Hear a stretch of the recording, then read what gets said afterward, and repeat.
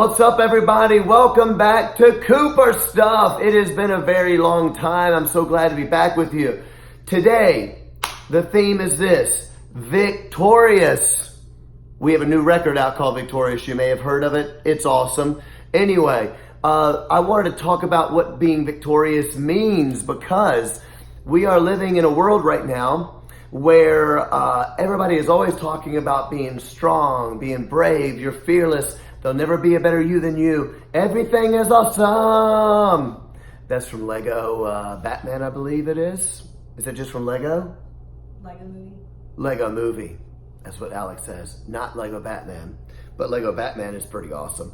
Point is this, is that we're living in a society right now where everybody is telling you that your whole life is going to be amazing. And guess what? That's a lie. It's not going to be. You are guaranteed to have a lot of problems in life, because life is really hard. The goal is not to get all the way through life without having problems. The goal is to get through your life being victorious through the problems. So I got to thinking, what could I talk about that would be the very best way to look at being victorious? Who are the most victorious people that I know in my whole life? And the people that came to my mind are people that have fought through cancer. We have had the privilege to meet lots of people with various things, with Make-A-Wish Foundation and different things like that, with people who have struggled with cancer and who have fought through it, and a lot of young people. And every time I meet them, I am really impressed with them. So I thought we should do a Cooper Stuff video. Maybe St. Jude would let us come down and visit, because I personally love St. Jude. It's something that my wife got me into. And as a really smart man, I've learned to listen to your wife because she's really smart. So I done it, and St. Jude is amazing. I called them. I said, will we be able to come down and interview and take a look around? And it is so cool. Can't wait to share it with you guys. So from here on, we're going to show you guys some sweet video. Hope you like it. Thanks for watching Coop Stuff. All right. What's up, Joel? Not much. Thank you guys for being here. Absolutely. So, this is your first time on Cooper Stuff, and first time our Skillet interview. Our first time being at St. Jude, which is super cool, something that me and Corey love and have supported for a couple of years. And, well, more than a couple, maybe about 8 years. And I'm very excited because we just decided about a year ago to kind of like, you know, start coming out of the closet, letting people know we support St. Jude. And as silly as it seems, as dumb as it seems, I always kind of had this thing is I don't want to tell people what we financially support, because it makes it look like I'm bragging on myself, like we're amazing. And I just wanted to keep that under the radar. And I suddenly thought the best way to get more support financially from our fans is to tell people about St. Jude. So we got to get on the phone, and you gave us an amazing, well, what do you call it? Tour of the facility. I thought it'd take like 10 minutes, and we could have done it for like 3 hours. This place is huge, and I'm amazed by St. Jude. So the theme of this podcast is called Victorious, because that's the name of the record. And I thought the theme of the record is kind of overcoming whatever hardships are in your life, and that life isn't always going to be easy. And a lot of people watching have struggles with depression. A lot of Skillet fans being bullied at school. These are all real things. And I wanted to have this theme of there's going to be a lot of hard stuff in your life, but you can't overcome it. And so what crossed our minds was, when I think of the most victorious people I know, it's kids that have fought through cancer. And we've met a lot of those kinds of people on the road with maybe Make-A-Wish or at certain shows. And whenever I meet these kids, I'm just blown away. So that's how we got hooked up. I didn't know I was going to get to meet you. And you are a survivor. I am. And I believe you were 7 years old? I was 7 years old when I first came to St. Jude. Yeah? Maybe tell us a brief version. Yeah. So I came to St. Jude Children's Research Hospital from the other side of the state, so East Tennessee. I was in Chattanooga, and we discovered there I had osteosarcoma, which is a pediatric bone cancer. So I came to St. Jude and was treated for about a year. This is a hospital that was far away from home. I spent the better part of that year inpatient. So this was something my family never thought we could afford to save my life, but they were going to do whatever. But we found out with St. Jude that no family pays for anything, not for treatment, travel, housing, or food. And so that's crazy. All that worry was wiped away the moment I walked in the door.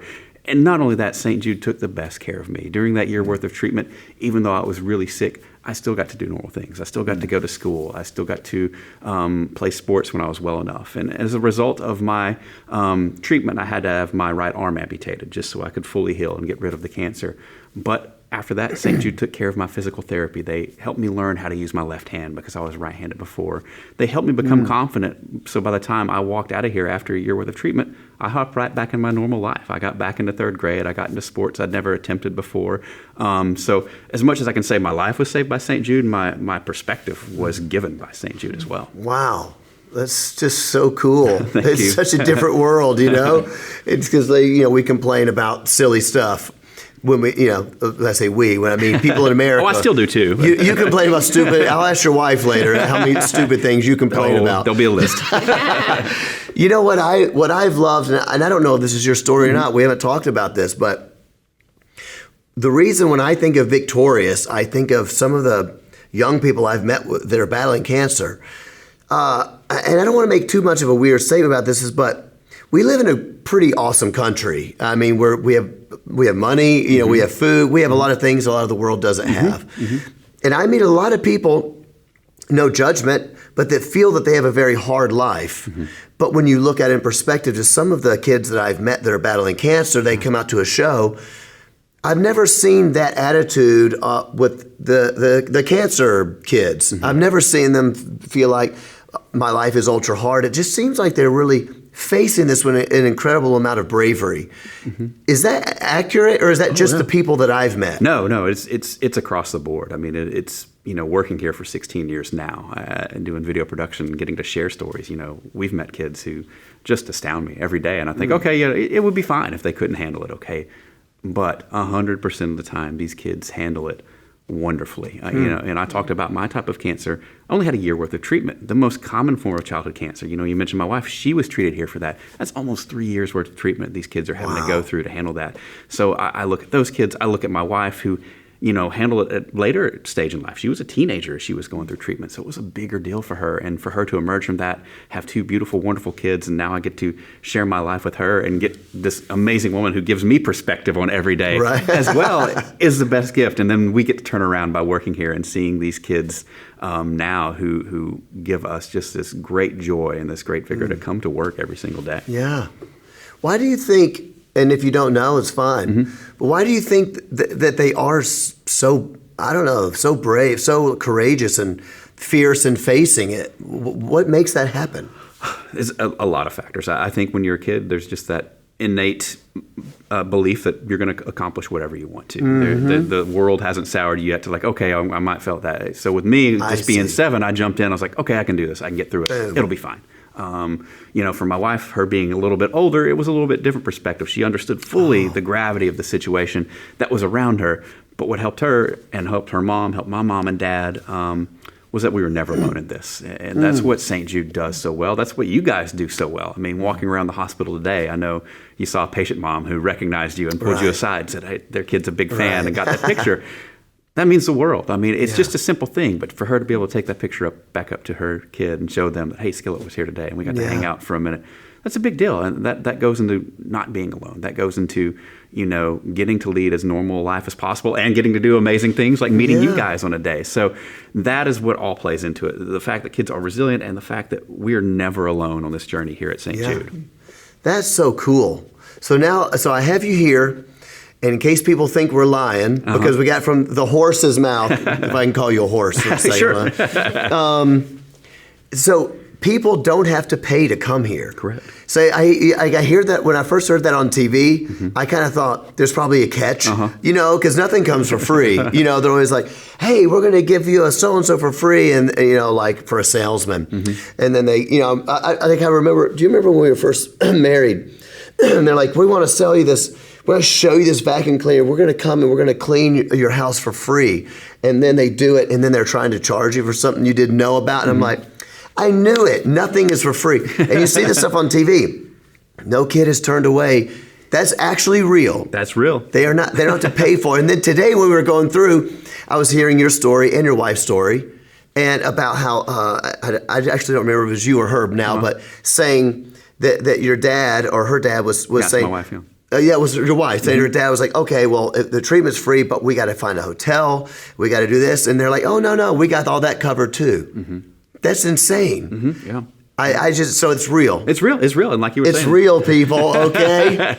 Absolutely. And these are, you think a lot of times, like, oh, it's free. How good could that be? We have some of the world's leading doctors and researchers right here. I mean, we've taken the childhood cancer survival rate from 20% when we opened in 1962 to 80% overall for the most common form of childhood cancer that my wife had. It was a 4% survival rate when we opened. It's 94% today. Woo! So it's not free care. It's the best care. And on top of that, we're getting our school taken care of. We're getting fed every day for free. We're flying back and forth between our home and here for free.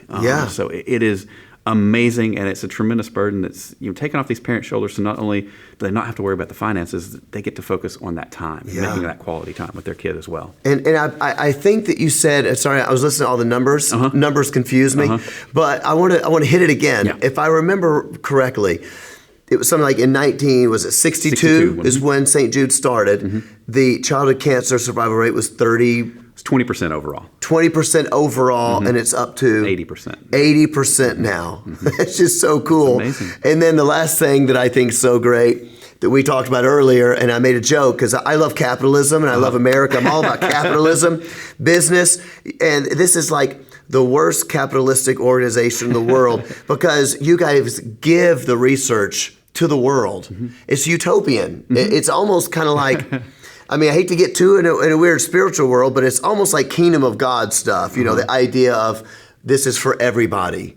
And I just think that is just, I didn't know that until I came today. So I was overwhelmed with all this really cool information. I was like, I already knew it was going to be awesome. And to find out that we're like, no, we're spending our money to do this research, the grants, and then we give it to everybody. It's just, it's really real. I feel like I'm at Disneyland a little bit, the Disneyland of research. So I feel really honored, and I'm glad we got to do this and tell the people, and I'm gonna tell these Skillet fans to write some checks. So thanks so much for telling me about it. Oh, well, thank you so much, and thank you so much for the perspective you take away from here. And one last thing I want to say too is you hit the nail on the head. I mean, you see the way it functions inside of here, and we walked you through that room where you saw all the flags from our home nations for the people who work here, and you could say, you can look in the outside world and say, okay, there are a lot of ills, and you can look at those flags and say, maybe some of these are countries that don't get along, but you see it can be done. You see we can get along, we can work together for a common cause to make the world a better place. So, I think that's great. I'm just honored to work for an organization like that. I'm honored that you guys took time out to share our message and talk to your fans about it, and know that you and all of your fans are part of this family, and you make this altruistic dream possible. I love that. I love that. And that, you know what? Some people think that sounds cheesy. I'm not saying you. Some people think you're stupid and cheesy. But it's true. And that's even like I always share a Bible verse at the end of May because that, my faith. But love always believes. Love conquers all. And I just say, I loved the flags when we saw that room. And I was looking at thinking the same thing, thinking, wouldn't it be really great if everything in the world worked like this, that all the flags, we're all people. It's cool to have nations and have your own, that's cool. But that we're all, in the end, we have a lot more in common than we have, in different. And I think that St. Jude is displaying that. I just think it's a really cool thing. So that's what I wanted to share with our watchers and listeners, to be victorious and be like those kids, man. Those kids that are like, oh, I guess this is what I got to do now. I've got to fight this. I think that's just something about it really lit me up. So thanks a lot. So a lot of you guys are always asking Skillet, how can I change the world? What can I do? What can I do to help someone else be victorious and live the victorious life?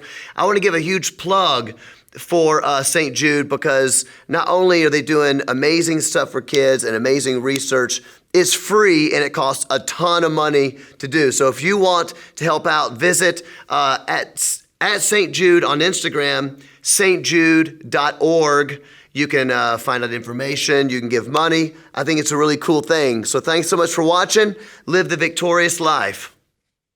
Hope you enjoyed Cooper stuff today. Check out our new record, Victorious. And don't forget to support St. Jude. They do such incredible work. Nobody has to pay for their treatment. No kid is turned away. They take care of their families. They take care of their food, their lodging. It is so absolutely cool. And you can be a part of helping these little warriors get through their cancer and fight through it, give them hope. I think it's a beautiful thing. Thanks for watching Cooper Stuff. Later. Cooper Stuff! I definitely have to rub his nose. I need all that. That's cool.